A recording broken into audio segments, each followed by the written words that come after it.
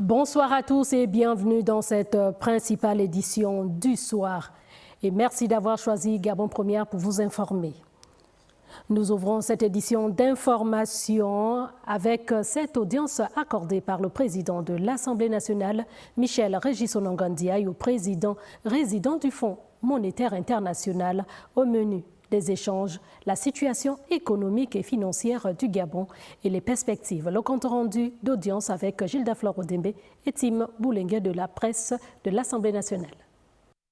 Conformément à la vision des plus hautes autorités du Gabon de renforcer sa crédibilité auprès des grandes institutions financières, le président de l'Assemblée nationale, Michel Régis Onangandiaye, a divisé avec le représentant résident du Fonds monétaire international, Alain Gogri. Au cours de ces échanges, le FMI a réitéré sa ferme volonté de collaborer étroitement avec le bureau de la 14e législature afin d'évaluer les politiques publiques, recenser les priorités ainsi que les mécanismes de financement devant contribuer à la croissance durable et à la réduction de la dette. Plus que par le passé, le représentant résident du Fonds monétaire international s'est engagé à accompagner le Gabon dans l'exécution de ces réformes économiques majeures, un défi qu'il entend relever avec le concours des parlementaires appelés à jouer pleinement leur rôle de contrôle de l'action gouvernementale, notamment lors de l'examen de la loi des finances. Le patron de la représentation nationale a pour sa part promis ne ménager aucun effort pour appliquer les recommandations du principal bailleur de fonds du Gabon. Au terme de cet entretien, Michel Régis Onangandiaye a salué cette démarche qui a pour objectif visé l'amélioration des conditions de vie des concitoyens. À noter que cette première rencontre du genre entre les deux personnalités s'inscrit dans le cadre du renforcement du dialogue permanent entre le Parlement gabonais et les partenaires techniques et financiers. De son côté, le ministre de la Justice a procédé ce jour au lancement officiel des travaux de construction de l'annexe de l'École nationale de la magistrature. La cérémonie s'est tenue en présence de l'ambassadeur du Japon au Gabon et de la représentante du PNUD. Reportage Evrar Banipitake et Varis Dunto. Il s'agit de la construction d'un bâtiment annexe de l'école de la magistrature à usage public de 3 niveaux pour une durée de 7 mois, composé essentiellement d'un rez-de-jardin, d'un rez-de-chaussée et d'un étage. La réalisation du projet se fera sur une superficie de 625 mètres carrés, une structure de bâtiment poteaux et poutres qui constitueront l'ossature de stabilité du bâtiment. Ce projet d'envergure est financé par le Japon à hauteur d'1,3 milliard de francs CFA et coordonné par le Programme des Nations Unies pour le développement. La justice constitue l'un des fondements essentiels de toute démocratie. Elle garantit la protection des droits humains, renforce la confiance des citoyens dans les institutions et favorise la stabilité. L'École nationale de la magistrature occupe une place centrale dans l'architecture de la justice gabonaise. Elle est le creuset où se forment les femmes et les hommes appelés à dire le droit, à garantir les libertés fondamentales et à incarner au quotidien l'autorité et la crédibilité de l'institution judiciaire. L'école de la magistrature occupe une place de choix dans la formation de l'élite judiciaire gabonaise. Nous avons l'avantage d'avoir non seulement une extension, mais également une modernisation des infrastructures de l'école. Cela ne peut que me satisfaire et je renouvelle une fois de plus les remerciements au peuple japonais, au gouvernement japonais et au Programme des Nations Unies pour le développement qui accompagne ce projet. Cette initiative louable s'inscrit dans la continuité de l'excellente coopération bilatérale et d'amitié entre le Japon et le Gabon. On parle d'éducation à présent. À quelques heures de la reprise des cours, notre rédaction revient ce soir sur la situation qui prévaut dans ce secteur de l'éducation entre reprise annoncée par la tutelle et la poursuite du mouvement de grève par SOS Éducation. Suivant ce reportage. Sur l'ensemble du territoire national, la situation liée à la reprise des cours demeure constatée. Mais une tendance majeure se dégage, celle d'un retour progressif à l'école, malgré la reconnaissance des revendications portées par les syndicats. De plus en plus, des voix s'élèvent en faveur de la reprise des cours sonores. Parents d'élèves, apprenants et même enseignants expriment aujourd'hui une lassitude face à une grève jugée trop longue. Depuis la semaine dernière déjà, dans plusieurs établissements, les enseignants et élèves manifestaient la volonté de reprendre le chemin de l'école. Toutefois, cette volonté se heurte parfois à des blocages internes, perçus par certains comme une forme de contrainte ou de séquestration morale. Pendant ce temps, l'année scolaire avance inexorablement, faisant planer le spectre d'une année blanche. Une perspective qui inquiète fortement les familles. Tous appellent désormais à une issue responsable dans l'intérêt supérieur des enfants et de l'avenir du pays.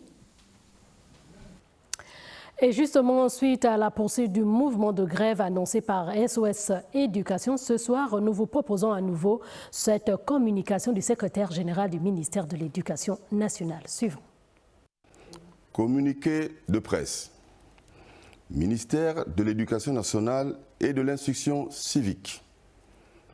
Le ministère de l'Éducation nationale et de l'Instruction civique informe la communauté éducative nationale et internationale que, dans le souci de revaloriser la profession enseignante et de redonner la dignité aux enseignants, le gouvernement réaffirme sa détermination à respecter les engagements pris dans le cadre du protocole d'accord signé avec les parties prenantes.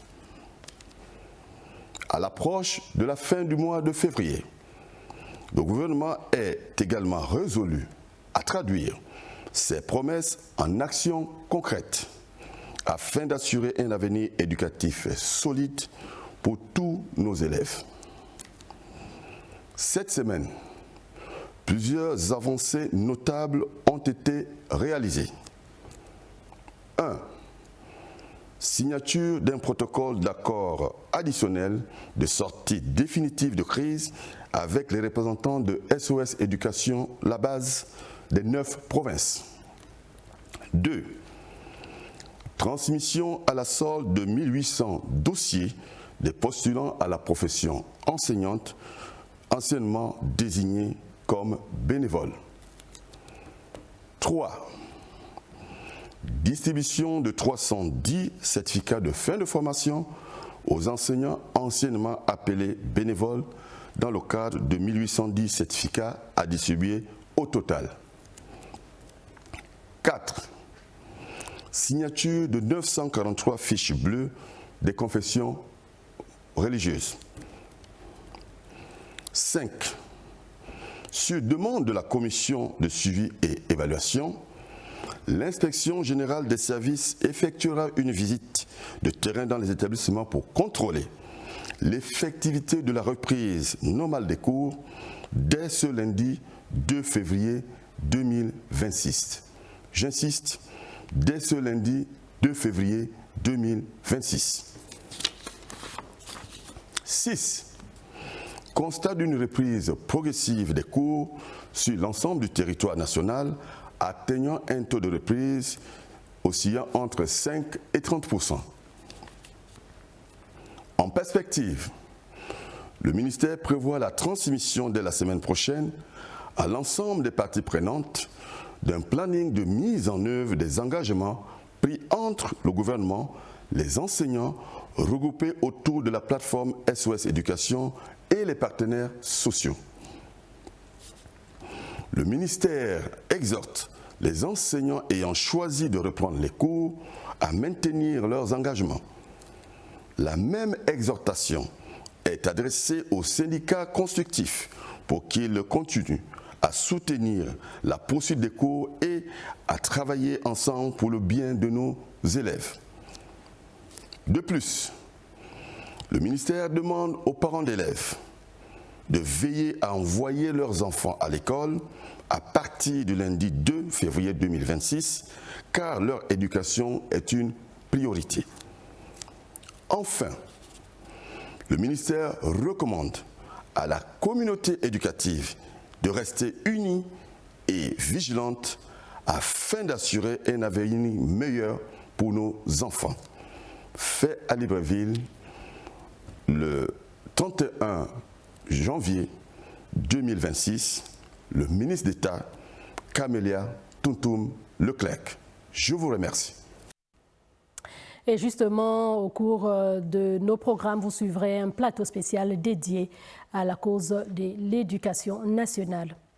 Entre-temps, de côté des SASA, la Direction générale de la Société nationale immobilière a organisé ce matin une rencontre avec les populations occupant le titre foncier de la SNI. Objectif, expliquer les tenants et les aboutissants de l'attribution des parcelles dans cette partie de la commune de Ntoum. Le déroulement de cette rencontre avec Jean de Dieu Gomson Gombi et Juste Ndjana.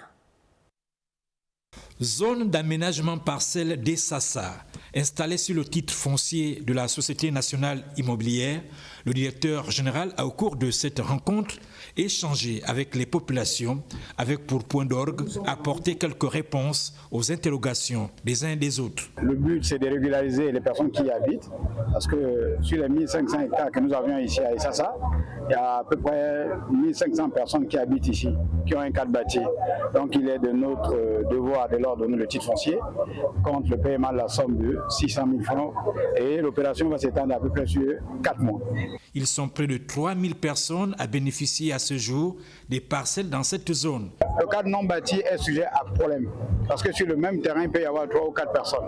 On veut commencer par le cadre bâti, après on va entamer au fur et à mesure le cadre non bâti. Sur le titre foncier des Sassa, nous avons à peu près 1500 personnes qui ont le cadre bâti, sur à peu près les 4000 personnes qui réclament être propriétaires ici à Sassa. Ici, les espoirs et les inquiétudes s'entremêlent. C'est vrai qu'il y a des éléments de réponse qui ont été apportés, mais dire que je suis satisfaite à 100%, non. Je suis satisfait parce que j'ai déjà investi, parce qu'il y a eu un toilettage au niveau de la procédure.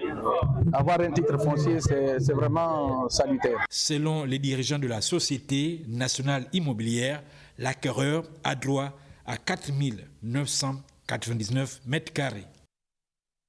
On parle à présent de cet exercice de simulation en cas de catastrophe ferroviaire par la police nationale, le service de santé militaire, les sapeurs-pompiers, le CHU de Libreville et de Vendo et l'exploitation ferroviaire. Il s'est agi de coordonner les moyens techniques pour assister les victimes en cas de catastrophe. Le point avec Arnaud Babekou, Chrislin Maïnda et Rodolphe Eyele. Suivons.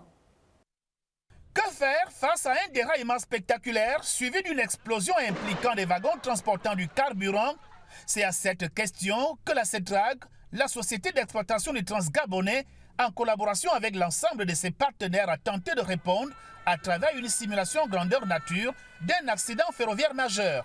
L'exercice a mis en scène un scénario catastrophe proche de la réalité, mobilisant les unités de sapeurs-pompiers, les forces de police nationale, ainsi que les équipes techniques de la CETRAG. Objectif, coordonner les interventions, évacuer les zones à risque, porter assistance et secours aux victimes simulées étendues au sol dans un contexte d'urgence extrême. Nous avons simulé un des scénarios qui est dans notre plan d'intervention d'urgence. C'est-à-dire que CETRAG a mis en place un plan d'intervention d'urgence avec les scénarios majeurs pouvant subvenir dans nos emprises ferroviaires. Et ce matin, nous avons voulu tester un des scénarios majeurs qui figure dans ce plan. Donc, pour cet exercice de ce jour, nous avons eu l'appui des sapeurs-pompiers, l'appui du CHU de Vendo et l'appui de la santé militaire, donc sans compter les autres structures étatiques, notamment l'ATF et la police nationale. Donc, ce matin, c'était vraiment d'éprouver notre plan d'intervention d'urgence et voir s'il fonctionne bien. À travers cette manœuvre, l'unique opérateur ferroviaire du Gabon entendait évaluer le comportement et la réactivité de l'ensemble des parties prenantes en cas de survenue d'un tel drame. La simulation a également permis d'identifier les éventuelles failles, difficultés opérationnelles et axes d'amélioration afin d'y apporter les corrections nécessaires. Pour la CETRAG, la vie et la sécurité des usagers du Transgabonais demeurent une priorité absolue, justifiant la multiplication de ces exercices de prévention et de préparation face aux risques majeurs. La circulation s'améliore progressivement sur l'axe Awendje-Plein-Ciel, l'une des principales voies express de Libreville. Des travaux de réhabilitation y sont actuellement en cours. Ils sont réalisés par l'entreprise CITP avec pour objectif de renforcer la sécurité routière et fluidifier le trafic. Le reportage de Léonel Moutoupissam. Longtemps dégradée, la voie express Awendje-Plein-Ciel fait peau neuve. Les travaux de réhabilitation engagés sur cet axe stratégique sont exécutés par l'entreprise CITP spécialisée dans les travaux publics. Cette opération consiste notamment en la réfection de la chaussée et le traitement des zones endommagées sur cet axe. Des interventions indispensables pour garantir une meilleure durabilité de l'infrastructure. Cadre d'entretien routier, on a l'axe de charbonnage jusqu'à droite, la voie express. Déjà, tous les camions sur place. On va couvrir ça et la route sera livrée. En même temps, on va fermer tous les nids de poules aujourd'hui. À la fin de la soirée, on va libérer la route. Très fréquentée par les automobilistes, cette voie express joue un rôle clé dans la fluidité du trafic entre plusieurs quartiers de la capitale. Sa réhabilitation vise à réduire les embouteillages, limiter les risques d'accidents et améliorer le confort des usagers. Malgré quelques désagréments temporaires liés aux travaux, l'entreprise CITP rassure quant à la livraison de ce chantier. La réhabilitation de l'axe Awendje-Plein-Ciel permettra une circulation fluide et contribuera à moderniser le réseau routier urbain, renforcer la mobilité et améliorer durablement le cadre de vie des populations. Et du côté d'Untum, nous parlons de la modernisation de cette commune. La ville fait face à de nouveaux défis de développement réunis autour du vice-président du Sénat, Paul Biyogemba. Jeunes, cadres et notables ont exprimé leurs attentes et plaidé pour un développement plus inclusif. Pélagie Mboui Owono, regardons. La commune d'Untum poursuit sa transformation portée par de nouvelles infrastructures et une croissance démographique soutenue. Une évolution qui s'accompagne de défis sociaux, économiques et sanitaires. Face à ces enjeux, les forces vives des 2 et 3e arrondissements ont saisi le vice-président du Sénat, Paul Biyogemba. Nous saluons toutes ces avancées, mais nous appelons toujours à une accélération des efforts pour soutenir la formation et le mentorat des femmes leaders, la construction des marchés dans nos localités, afin de rendre les femmes autonomes et productrices de richesses. Vous exhortez de quadrupler vos efforts et votre détermination pour la construction, ici, d'une structure hospitalière à la hauteur du poids démographique.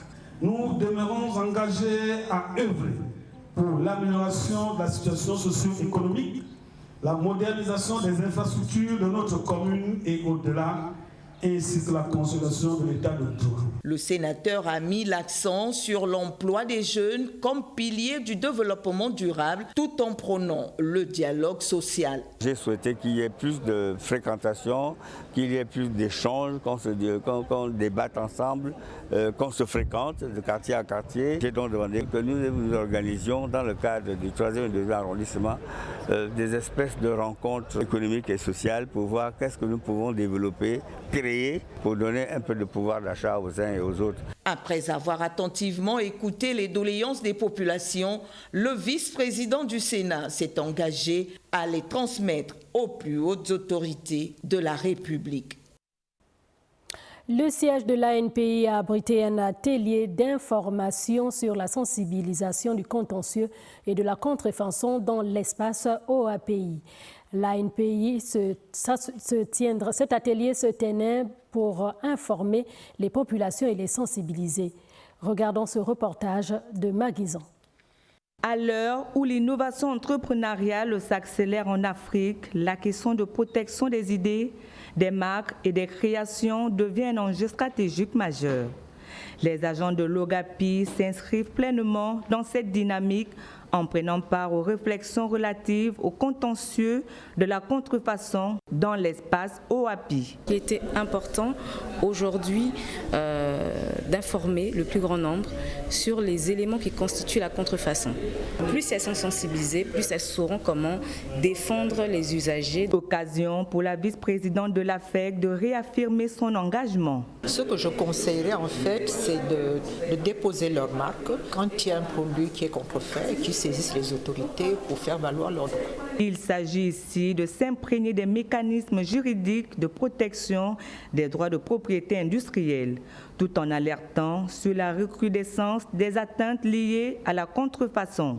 Pour engager son action au fond devant une juridiction compétente, le magistrat a ce rôle-là de dire si le produit ou bien les produits qui sont devant sa table sont des produits contrefaits. Notons que cet atelier de sensibilisation sur le contentieux de la contrefaçon a permis de comprendre les enjeux juridiques et économiques de la contrefaçon, identifier les moyens de protection des droits de propriété intellectuelle à travers des échanges avec les experts et partager des expériences pratiques.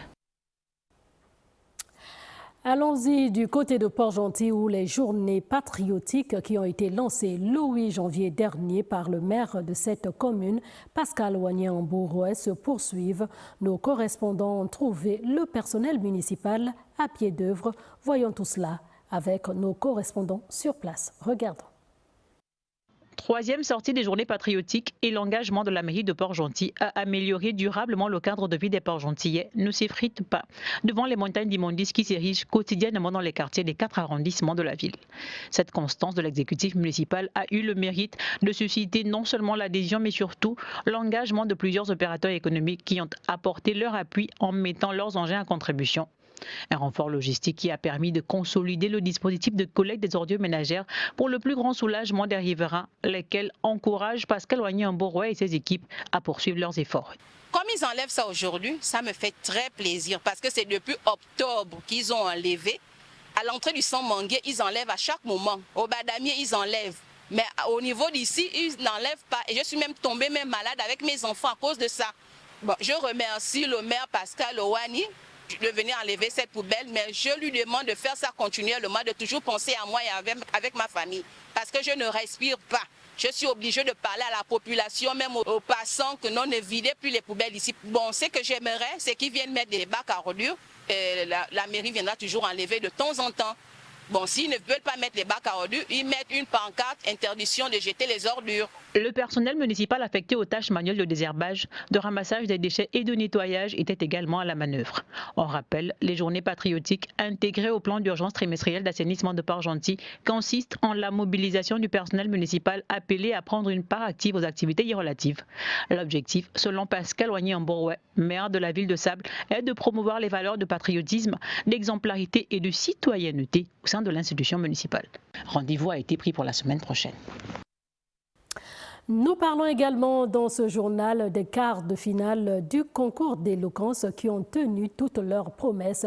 Entre joutes oratoires et démonstrations de charisme, la jeunesse gabonaise a fait résonner l'auditoire. Revenons sur ce moment avec Ruth Mignolet-Sanzo et Branly Tiba. Suivant. Le silence se fait, les mots s'affûtent, ici la parole prend le pouvoir. Face à un jury exigeant, les candidats ont eu quelques minutes pour convaincre, émouvoir et bousculer les certitudes. Au Gabon, réussir dépend de la qualité du réseau et non du mérite académique. Comme la violence chez les jeunes, cri d'alerte ou choix délibéré. Contre.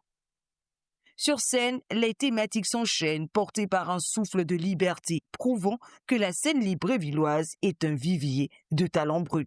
Le niveau des femmes est très bon. On a passé un agréable moment. C'était super. Merci encore à vous pour votre soutien et pour l'effort que vous fournissez chaque jour pour nous. Sur les 10 orateurs en lice, seuls les plus percutants décrochent leur ticket pour le carré final.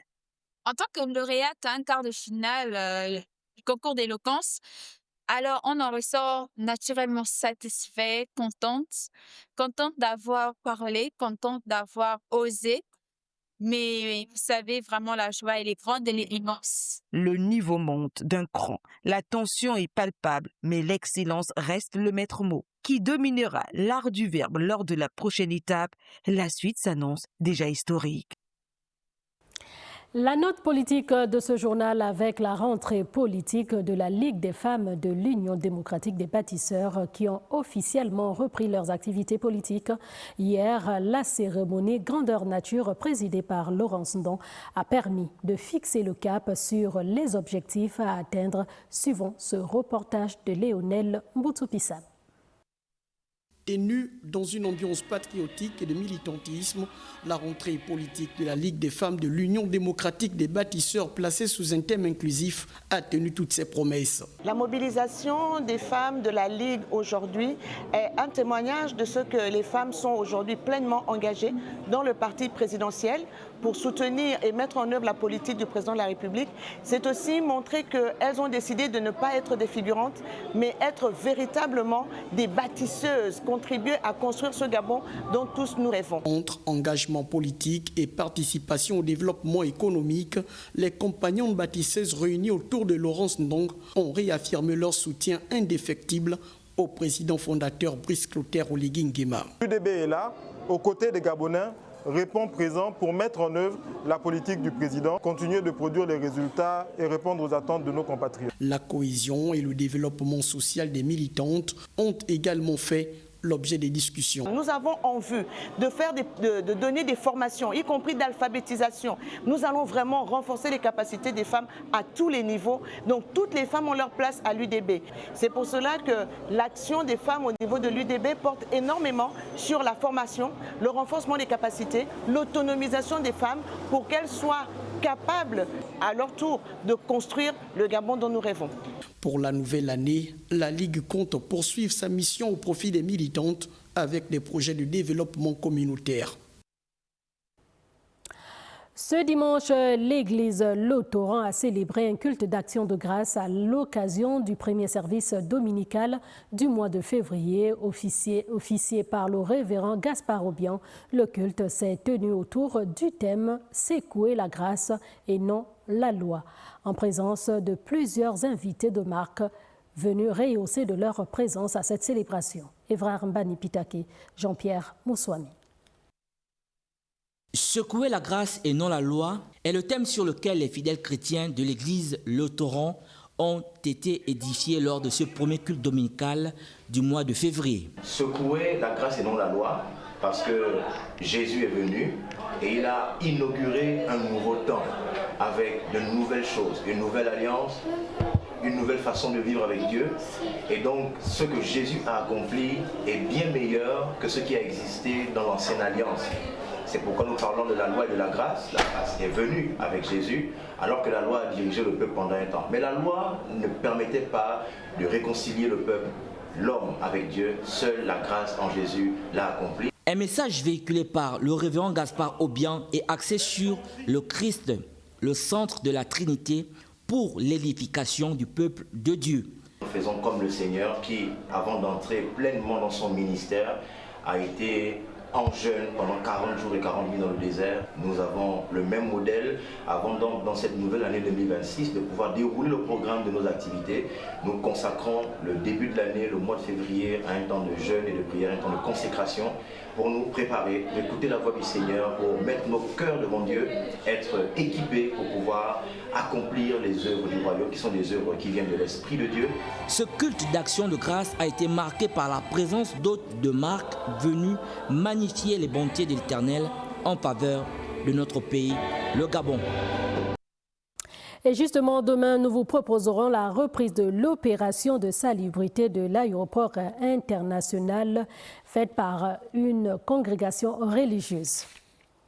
Allons-y du côté de Mouila où on parle des employés de la scierie industrielle Woods-Bois Bavanga qui sont montés au créneau pour dénoncer les mauvaises conditions de travail et revendiquent plus de 3 mois d'arriérés impayés de salaire. Regardons ce reportage de notre correspondant. Les salariés de la scierie industrielle Woods-Bois, située à Bavanga, un quartier du 2e arrondissement de Mouila, ont récemment fait part de leurs difficultés au président de la République Brice Clotaire Oligui Nguema. Il dénonce notamment le non-paiement de 3 mois de salaire et s'inquiète de l'avenir de l'entreprise dont la production est actuellement à l'arrêt. Les travailleurs sont humiliés par les bailleurs devant leur famille et nous perdrons des parents par manque de moyens à pouvoir payer les frais médicaux. Nous portons à votre connaissance que les cotisations à la Caisse nationale de sécurité sociale, CNSS, ne sont plus à ce jour versées depuis 2021, privant ainsi les travailleurs et leurs familles de toute couverture sociale. La situation de l'entreprise reste préoccupante, sans communication rassurante.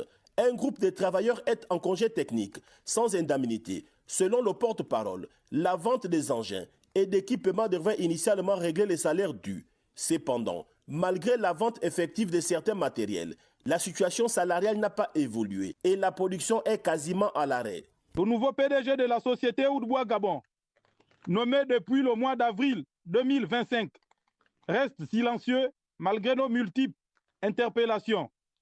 Ce silence prolongé renforce l'angoisse des travailleurs qui craignent aujourd'hui de perdre définitivement leurs droits sociaux et salariales. Le problème, c'est que les actionnaires n'honorent pas leurs engagements. Malgré les démarches entreprises auprès des autorités de Langounié, aucune solution concrète n'a été trouvée pour ces travailleurs. En dernier recours, ils se retournent vers le président de la République, garant de la justice sociale, pour trouver une solution à leurs problèmes et assurer leur dignité. Du sport pour la suite de ce journal, la sélection nationale gabonaise de taekwondo a lancé sa préparation en vue du championnat d'Afrique des Nations prévu au Maroc. Suivons ensemble leur préparation.